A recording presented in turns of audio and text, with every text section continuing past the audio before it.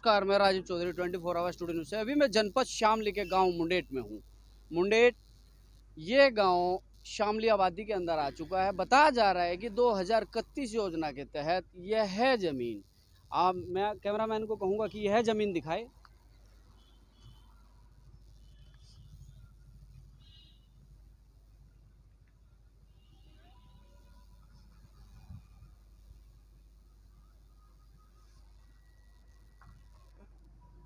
हमारे कैमरामैन जो ज़मीन आपको दिखा रहे हैं, इस ज़मीन में खेत खलियान खड़े हुए हैं।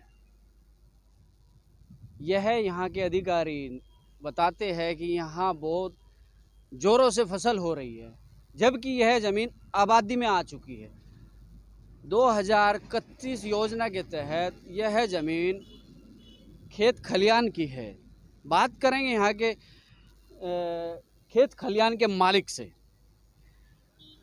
सर, जैसे कि अभी बताया गया है कि 2031 योजना के तहत यह खेत खलियान यहाँ पे खड़े है, और जबकि यह ज़मीन आबादी के अंदर है। तो ये 2031 योजना है क्या? दरअसल 2031 योजना इस देश के किसानों को बर्बाद करने की योजना है जी। मेरी जानकारी में ये केंद्र सरकार ने कोई अमृत महायोजना बनाई है, जिससे जो किसान खेती कर रहे हैं हजारों वर्षों से, उनकी भूमि को छीन लिया जावे किन्हीं बहानों से। जी। ये एक बहाना है। आपकी ज़मीन आबादी में कब दर्ज हुई थी? 1988 में जी। हमने यहाँ आबादी अपनी बना ली थी, और कुछ लोगों ने यहाँ करीब 35 लोगों ने आबादी के हमसे बैनामे भी ले लिए थे। उसके बाद हम पे सरकार ने दोष लगा कि आपने गैर कानूनी तरीके से प्लॉटिंग कर दी, इसमें आपने आवेदन दर्ज नहीं कराई। केस चला, हम लोग हाई कोर्ट तक गए। हाई कोर्ट ने हमारे पक्ष में आदेश दिया कि इन 12 लोगों की आबादी दर्ज की जावे। जी। 1998 99 तक दर्ज कर दी आबादी। वो आबादी आज भी खड़ी है, लेकिन उसके बाद सरकारी कर्मचारियों ने यहाँ फसल लिखनी शुरू कर दी कि शायद तुम्हारी से आमदनी हो जाएगी, ये पीड़ित किसान तुम्हारी जेब भर देगा। लेकिन मैं भी एक जिद्दी किसान हूँ। ठीक है, तुम कागज़ में कुछ भी लिखो, मुझे मौके पे वो रहेगा। अभी यहाँ जो 2031 योजना आई, तो हमने अपनी ये खसरे की नकल मांगी सरकार को बताने के लिए, योजना वालों को बताने के लिए कि भाई यहाँ तो आबादी है, तुम यहाँ कहाँ बना रहे बस अड्डा। तो यहाँ हमें मिले गेहूँ की फसल खड़ी हुई। हम भी अपने खेत पे आए कि भाई गेहूँ कहाँ है हमारे, यहाँ मैदान था। हम के लिए योजना वालों को बताने के लिए कि भाई यहाँ तो आबादी है, तुम यहाँ कहाँ बना रहे बस अड्डा। तो यहाँ हमें मिले गेहूँ की फसल खड़ी हुई। हम भी अपने खेत पे आए कि भाई गेहूँ कहाँ है हमारे, यहाँ मैदान था। हम डीएम से एसडीएम से मिले, उन लोगों ने यहाँ अपनी टीम भेजी। अब टीम ने निरीक्षण किया, यहाँ तो आबादी है। मुझे लगता है शायद उनकी आंखें खुलेंगी और वहाँ आबादी दर्ज करेंगे। लेकिन ये समस्या केवल राजवीर सिंह की मुंडेट की नहीं है, ये जनपद शामली के 42 गाँवों की समस्या है। ये शामली नगर के आसपास के खेड़ी, लिलोन, सिम्हाड़का, बनत, कुडाना, गोहरनी, मुंडेट, टिटोली, कसेरवे, ये इनकी समस्या सबकी है। हम सामूहिक लड़ाई लड़ रहे हैं कि उन सब की भूमि को इस तरह चिन्हित कर दिया, जहां हमारे 10 पीढ़ी पहले गांव सिम्हाड़का में हमारे बुजुर्गों ने मकान बनाए थे, वहाँ भी औद्योगिक बस्ती दिखा दी। वहाँ भी गेहूँ की फसल दिखाई गई? हाँ, नहीं, वहाँ तो उद्योग लगे दिखा दिए। जी। जहाँ हमारी बहनें खाना बना रही, हमारी माताएं खाना बना रही हैं, वहाँ उद्योग चल रहे हैं, बड़े उद्योग चल रहे हैं। और जो हमारा ये कुडाना रोड है, जी, जहाँ आवास है पिछले 50 वर्षों से, वहाँ आबादी बसी हुई है, नई आबादी, जी, वहाँ भी उद्योगिक बस्ती है। जी, और जहाँ हम खड़े हैं, इस आबादी में बस अड्डा है। जी। वो खेत दिखाए उन्होंने, गेहूँ खड़े हैं यहाँ, और यहाँ बस अड्डा बन जाएगा। जबकि एक सेकंड, यहाँ से ही उत्तर दिशा में 1 किलोमीटर के फासले पे बाईपास गया हुआ है। अड्डा का छेदा वहाँ बढ़ाते हैं। वो ज़मीन भी मुंडेट की है, ज़मीन भी मुंडेट की है। अगर मुंडेट गांव में बस अड्डे की आवश्यकता थी तो वहाँ होता जहाँ से बसें गुजरेंगी, यहाँ तो सवारी आने की नहीं। जैसे कि अभी यहाँ काफ़ी लोग इकट्ठा है, कुछ पदाधिकारी भी आए हैं। क्या मैं जान सकता हूँ अधिकारी कौन है? अधिकारी तो यहाँ के हल्के लेखपाल हैं। लेखपाल है। लेखपाल का नाम क्या है? मीनाक्षी चौहान। तो मीनाक्षी जी क्या कहती है कि ये आबादी में है कि यहाँ फसल है? आज निरीक्षण किया उन्होंने, जी। मौके पर उनको यहाँ आबादी दिखाई दी है आबादी, और वो कह रही मैं आबादी लिखूंगी। तो क्योंकि इस लेखपाल की नई नियुक्ति है, सारी त्रुटि पुराने लेखपालों की है, जो लोग आते नहीं। दुख की बात यह है कि हमारे उत्तर प्रदेश का लेखपाल खेत तक जाता ही नहीं।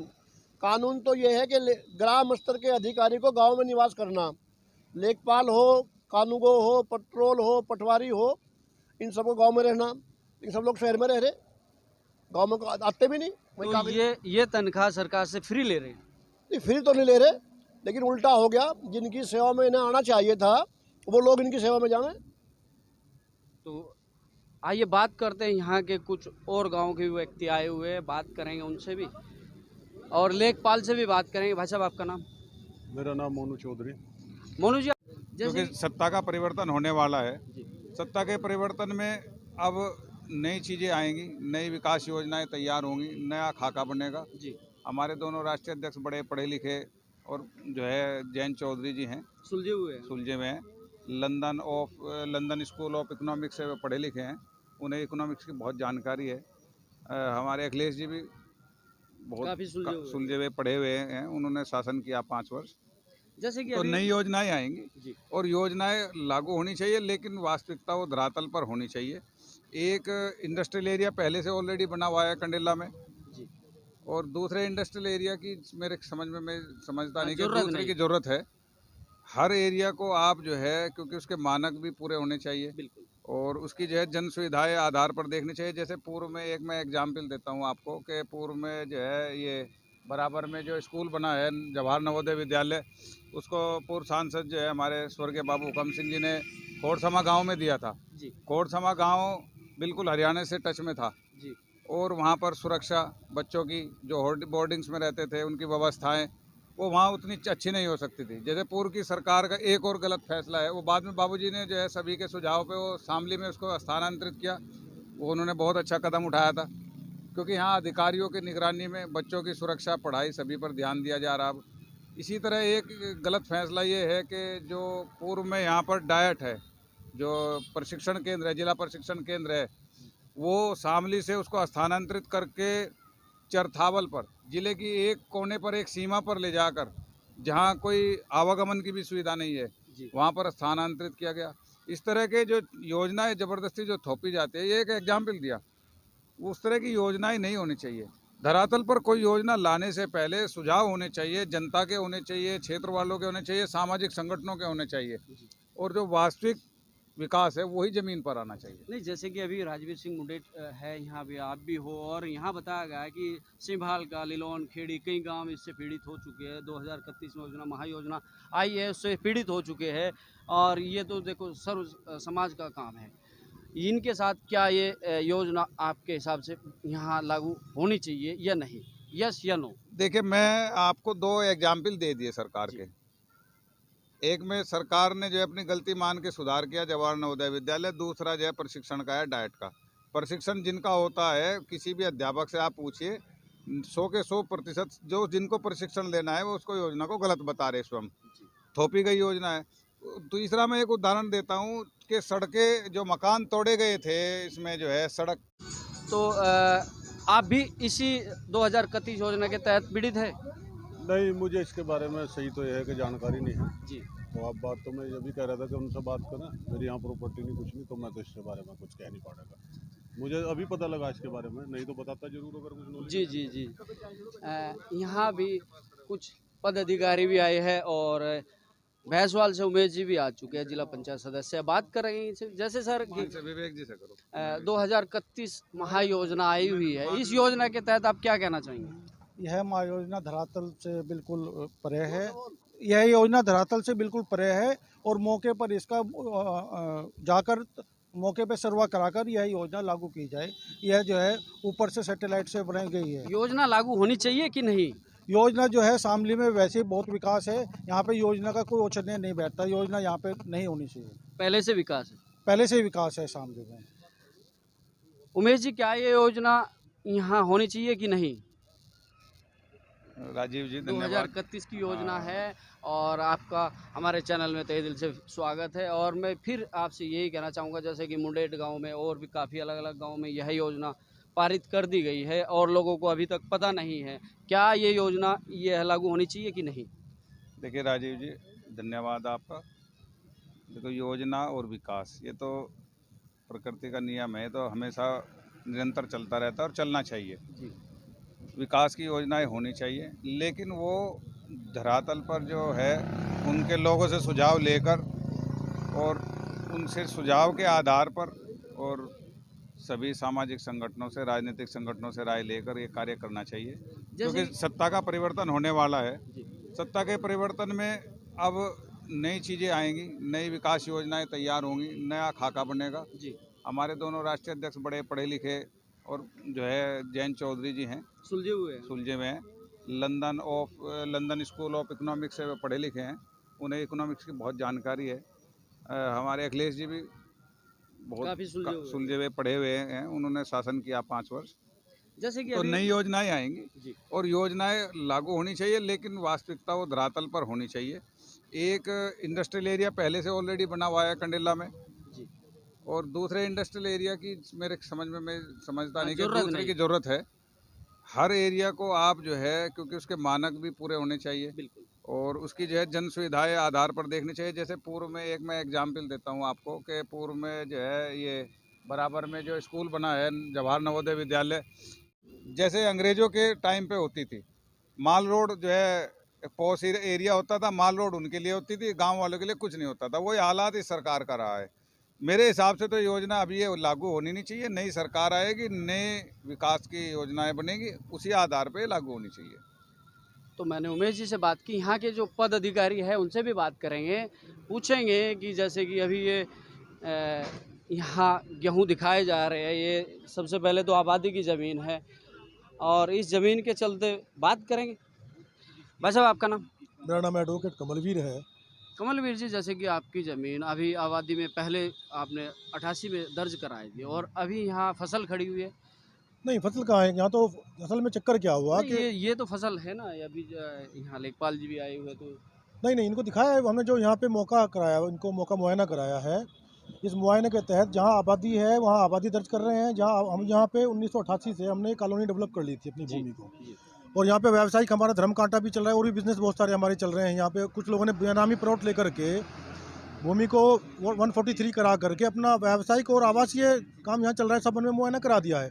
इक्का दुक्का पेड़ है या इक्का दुक्का कोई हरियाली के लिए हम लोगों ने पर्यावरण के लिए तो पेड़ लगाए ही जाते हैं। बिल्कुल वो है, बाकी तो इसके अलावा कुछ नहीं। हमारा किचन गार्डन है तो वो चीज़ है। बाकी जो है प्राधिकरण ने जो ये प्रारूप तैयार किया है, ये संवैधानिक रूप से एक समिति गठित होनी चाहिए थी, जिसमें जनप्रतिनिधि होते, नगर पालिका के चेयरमैन होते, और जो भी ग्रामीण क्षेत्र के गांव इसमें सम्मिलित किए गए हैं उसके ग्राम प्रधान सम्मिलित होते। विकास की योजना होती है कि आपको किस किस ज़मीन पे क्या क्या डेवलपमेंट करना है। भाई आपको आवासीय, जब मकान लोग शहर से बाहर, शहर में जब भीड़ हो गई तो लोग शहर से बाहर की तरफ चलेंगे, अपना आवास बाहर बनाएंगे, खुले में बनाएंगे और अपना व्यवसाय को बाहर खुली रोड पे करेंगे। वो तो है विकास। अगर आपने भूमि को प्रतिबंधित किसानों की कर दिया तो व्यापारी शहर से बाहर निकल के डेवलपमेंट क्या होगा, कैसे होगा क्षेत्र का डेवलपमेंट? किसी भी भूमि को किसी भी प्रकार से प्रतिबंधित करना ये पूरा असंवैधानिक है। भूमि किसान की है, किसान उसको बेच के 143 करा करके और प्राधिकरण से नक्शा पास करा के व्यवसाय की आवासीय डेवलपमेंट करना चाहता है तो वो कर सकता है। तो इसलिए ये जो असंवैधानिक रूप से लेकर के जो लोग आए हैं इस योजना को, ये पूरी तरह से गलत है। ये पूरी तरह से वापस होनी चाहिए। पूरी तरह से एक समिति गठित हो और वो समिति गठित हो करके पूरे बाईपास के दायरे में क्षेत्र जो भी आता है उसमें क्या क्या डेवलपमेंट करना है, उसमें जो मानक है प्राधिकरण के पर्यावरण संबंधी, roof rain water harvesting system संबंधी, सड़कें कितनी चौड़ी हैं उसके जो मानक हैं, और कम से कम शुल्क लिया जाए। अभी प्राधिकरण का इतना बड़ा शुल्क आम जन पे पड़ता है। एक सवाल खड़ा होता है कि आपको इसकी पूरी तरह से वापस होनी चाहिए। पूरी तरह से एक समिति गठित हो और वो समिति गठित हो करके पूरे बाईपास के दायरे में क्षेत्र जो भी आता है उसमें क्या क्या डेवलपमेंट करना है, उसमें जो मानक है प्राधिकरण के पर्यावरण संबंधी, roof rain water harvesting system संबंधी, सड़कें कितनी चौड़ी हैं उसके जो मानक हैं, और कम से कम शुल्क लिया जाए। अभी प्राधिकरण का इतना बड़ा शुल्क आम जन पे पड़ता है। एक सवाल खड़ा होता है कि आपको इसकी कोई सूचना नहीं हुई? कोई सूचना किसी प्रकार की नहीं दी गई, ना कोई अखबार में किसी को सूचना मिली। अभी भी लोगों में जागरूकता नहीं है। आप ये देखिए, 1 महीना होने को जा रहा है, अभी तक लोगों को जानकारी ही नहीं है कि तुम्हारी भूमि के साथ होने वाला क्या है। तो ये तो वो बात हुई जैसे कि राकेश टिकैत जी ने कहा था कि कोको ले गई।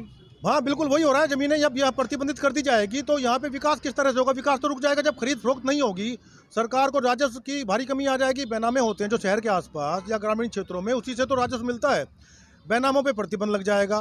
तो आप ये देखिए शहर के जब यहाँ पे लोग खरीद फरोख्त कैसे होगी? कहाँ खरीदेगा? व्यापारी जाकर के अपना कुछ को कोई दुकान सड़क पे बाहर खुले में बनानी है। अभी आपके द्वारा ये सभी भारत देख रहा है आपको, सभी देश, पूरा देश आपको देख रहा है। क्या इस क्षेत्रवासियों को कुछ कहना चाहेंगे आप? बिल्कुल कहना चाहूँगा, सभी लोगों को जागरूक हो करके अपनी आपत्ति वहाँ दाखिल करें। और हमारी भूमि है, किसान की भूमि को किसी भी सरकार अधिग्रहण करके उस पर विकास कर सकती है, लेकिन प्रतिबंधित करने का किसी भी संस्था को कोई अधिकार ना किसी सरकार को है, ना हम इस काम को होने देंगे किसी भी हाल में। हमारी भूमि है और हमारे पूर्वजों से हमें मिली, हमने जोत करके उसमें काम किया है। अपना विकास करने के लिए हम वहाँ मकान ही बनाएंगे, व्यावसायिक काम भी करेंगे। उसके लिए हमें प्रतिबंधित कोई नहीं कर सकता। इसके लिए हम आंदोलन करना पड़े, हम वो भी करेंगे। धन्यवाद। तो अभी आपने देखा, मैंने यहाँ के कुछ पदाधिकारी भी आए हुए हैं, कुछ यहाँ के ग्रामवासी भी आए हुए हैं। मैंने सबसे बात की। यह इनका उद्देश्य यह है कि हम ये ज़मीन, हमारी ज़मीन आबादी में है और आबादी में ही रहेगी। हम इसके लिए संघर्ष करते रहेंगे। तो आप देखते रहिए, बने रहिए 24 आवर स्टूडियो न्यूज़ से। मैं राजीव चौधरी।